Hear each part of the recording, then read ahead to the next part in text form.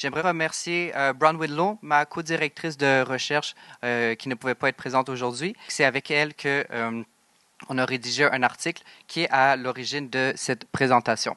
On va commencer par une introduction de quelques concepts, suivi de la présentation du studio NBS, qui est vraiment au cœur de cette recherche. D'ailleurs, on voit ici, c'est dans les loges de la première partie d'À la Claire Ensemble, en septembre dernier. Plusieurs artistes du studio avaient été invités à faire la première partie. Ensuite, on va continuer avec la présentation de la recherche. Puis, finalement, on va terminer avec un exemple qui parle de ce concept de déterritorialisation et reterritorialisation, un exemple qui est donc local et international. Pour commencer, j'aimerais attirer votre attention sur la section en bleu. Alors, quelques éléments du discours en lien avec les pratiques d'exclusion au Québec. Un survol très, très rapide.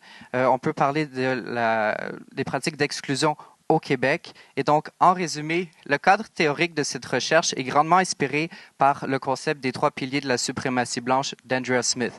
Transposé au contexte québécois, on parle du racisme anti-noir et autres formes de racisme, de l'islamophobie, également donc du refus d'aborder la question du génocide des premiers peuples. Et donc, pour appuyer ces propos, on peut penser à l'exemple, au refus du gouvernement caquiste de ne pas reconnaître le racisme systémique. J'aimerais aussi parler de quelques recherches qui sont quand même importantes donc, par rapport à l'histoire du hip-hop au Québec. Il y a un groupe donc, de l'Université McGill, Mela Sarkar, Bronwyn Lowe et Lise Weiner, qui ont parlé de plusieurs concepts, dont 2 que j'aimerais vous parler cet après-midi. Le premier ici, qui est donc le concept de la québécicité. C'est donc 2 continuums qui parlent de la construction de la légitimité identitaire au Québec. On parle de 2 continuums qui se croisent, la vue et la sonorité. C'est les 2 éléments qui sont les plus importants. Par ça, on parle de la blancheur et aussi le fait de parler le bon français, mais aussi avec le bon accent. Un deuxième concept, c'est le multilinguisme dans le hip-hop à Montréal. En fait, c'est un concept qui permet de parler de ce qu'on appelle le changement codique multilingue et aussi le translangagisme dans les paroles. Et donc, cette équipe a analysé comment la communauté hip-hop montréalaise et québécoise défie la québécicité. Comme j'expliquais, on va beaucoup parler du studio NBS. C'est un studio qui est situé à Côte-des-Neiges à Montréal. Et le studio NBS, ça veut dire No Bad Sound, donc aucun mauvais son. Et aussi, pour vous donner une petite idée, ce studio a été créé par quelques membres de Nomadic Massive. Donc, ça vous donne un peu aussi une idée des valeurs qui sont à l'origine de ce studio. Ici, on a quelques exemples de la couverture médiatique.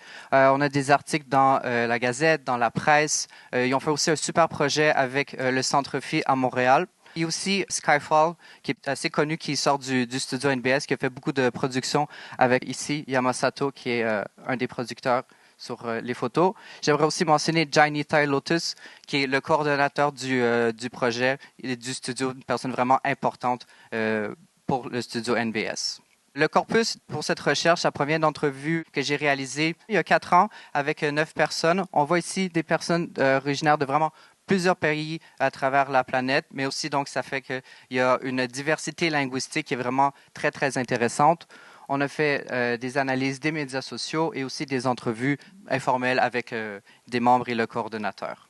Donc, ce qui se dégage des entrevues, c'est vraiment un sentiment de n'appartenir finalement ni ici ou ailleurs. Dans la citation de cette participante, elle mentionne que, donc c'est une jeune fille qui est originaire d'un pays d'Afrique, elle mentionne que quand elle est ici, puisqu'elle n'est pas pâle, elle se sent ne pas trop appartenir ici. Et quand elle va au pays, dans le pays d'origine de sa famille, là ensuite, elle est considérée comme trop pâle et qu'elle s'habille différemment, qu'elle parle différemment. Donc vraiment, pour cette personne, elle se sent vraiment entre deux et elle dit qu'elle n'a pas un endroit où elle se sent vraiment chez elle.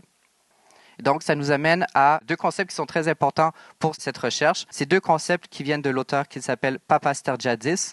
On a la dé- et la reterritorialisation. Donc, le premier qui est ici à votre gauche décrit la manière dont les gens se sentent désormais appartenir à différentes communautés, malgré le fait qu'ils ne sont pas physiquement sur le lieu. Et pour ce concept-là, la technologie est vraiment importante parce qu'elle permet de transcender les distances et aussi de se connecter vraiment finalement partout à travers le monde. Pour le deuxième concept, la reterritorialisation, ici on parle d'un processus par lequel les identités ethniques des personnes migrantes s'enracinent dans leur lieu et dans leur lieu de résidence actuel. Ce qu'on voit, c'est ça, c'est que pour les jeunes de l'étude, leur engagement envers la culture hip-hop qui se matérialise par leur fréquentation du studio est vraiment un élément clé qui façonne leur vie. Cette culture est profondément locale en étant ancrée au studio NBS, dans le quartier de Côte-des-Neiges et à la scène hip-hop locale de Montréal plus générale. Et aussi, elle est transnationale parce que ça s'inscrit dans le mouvement de la nation globale hip-hop. Donc ça, c'est un concept qui décrit cette communauté imaginée qui rassemble toutes les personnes qui font partie de la communauté hip-hop à travers le monde. Finalement, pour les participants et les participantes, leur rapprochement avec la communauté hip-hop s'est vraiment avéré au cœur de leur développement personnel et social. On voit ici dans cette citation, c'est un jeune qui explique que finalement, il se sentait un peu isolé, il n'y avait pas trop d'amis, puis finalement, en commençant à venir au studio, il a rencontré des personnes qui partagent des affinités, oui, musicales, mais aussi qui partagent la même vision de la vie. Et pour lui, ça lui a vraiment permis de rentrer dans une communauté. Et donc, c'est aussi, puisque pour beaucoup de jeunes qui vont au studio, des fois, le rap français est même plus important comme influence que le rap américain. En allant au studio, ça leur permet vraiment, c'est ça, de décloisonner leurs identités en faisant des liens un peu partout à travers le monde. Pour terminer, je vais parler d'un exemple de cette dé- et reterritorialisation. Donc, c'est un exemple en deux parties. Le premier ici, c'est donc une capture d'écran d'une série vidéo qui a été tournée par les artistes de NBS qui s'appelle We Out Here Live. Et c'est donc des capsules, des vidéos qui sont tournées autant dans le studio que dans le quartier. Et là, ici, on a un exemple, c'est la capsule de l'artiste Bronco. Et donc, on voit quelques personnes qui l'illuminent avec son cellulaire. Et donc, ça permet vraiment de ancrer dans un lieu particulier et dans une communauté riche de sens. Et pour le deuxième exemple, on se transporte à Paris, dans le 20e, à l'espace Paris Jeune Mahalia Jackson. C'est un peu comme le studio NBS. C'est un centre d'enregistrement pour jeunes qui est ouvert à tout le monde, qui est gratuit. Et c'est il y a quelques années, j'ai eu la chance de le visiter. Bronwyn est allée un peu plus quelques années auparavant, et c'est elle qui a eu l'idée de faire une mixtape collaborative entre l'espace Mahalia Jackson et le studio NBS. Donc, ils se sont envoyés, des fois c'était des tracks troués, des fois juste quelques couplets. Et donc, ils ont composé ensemble une petite mixtape. Donc, je vais faire jouer bientôt un extrait d'une chanson qui s'appelle Oulala. Ici, on voit que c'est vraiment un verse typiquement montréalais parce que, bon, on a des influences de l'arabe maghrébin, du créole haïtien, de l'anglais, du français. Donc, on peut y aller avec l'extrait, s'il vous plaît. Wesh, wesh, Zaga fête, c'est tout que je ferai ta fête. Ça sont mis à quatre pattes, aujourd'hui mange des pâtes. T'as trop compté sur tes pattes, résultat t'es cuit comme un rat. Chose a fait croire que t'étais un G, va pas se mentir, ouais t'es a B. خفاف رابيد كيما الكلاب ما خلاو لا تراس انتباههم كي بكري جاي.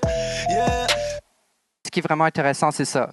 On voit vraiment toute l'inventivité que ce jeune, il s'appelle Omar, de descendance d'origine du Maghreb. Alors, c'est ça, un mélange. Quand on lui parlait, il disait, ben, tu sais, c'est comme ça que je parle dans la vie de tous les jours, fait que c'est normal que ça se transpose dans mes paroles. Donc, c'est intéressant que grâce au rap, il n'y a pas cette différence entre l'écriture, le parler, mais et vraiment, c'est dans son quotidien. Alors, c'était vraiment un bel exemple de justement le local et l'international qui peuvent se combiner en même temps.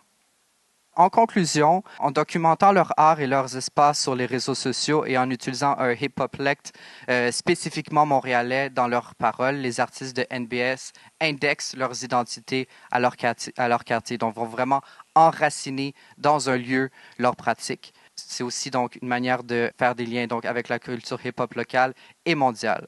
Puis aussi parce que la culture hip-hop, c'est une culture de prestige développée par les communautés noires et racialisées en Amérique du Nord et à l'échelle aussi internationale.